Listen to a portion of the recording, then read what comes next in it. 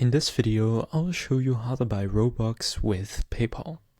To do this, simply go to the Roblox website and in the top click on Robux. Now here select however much you want to buy or the subscription if you want to do that. For example, I'll just select 500 right there. And then you can see how much it will cost right there. Now from here you can then click on PayPal. And then it will redirect you to PayPal. Now for me, it's going to log me in automatically. You may need to sign in first if you haven't done that before. And then here you can see all of your PayPal payment methods. Now just select whichever one you want. So for example, I'll use my Wise card.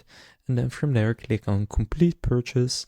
And after you click complete purchase, then it will charge the card that you picked and redirect you back to Roblox. And then the Robux will be added to your account. So that's how to buy Robux with PayPal.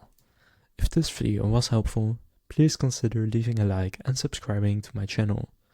With that being said, I'll see you in the next video.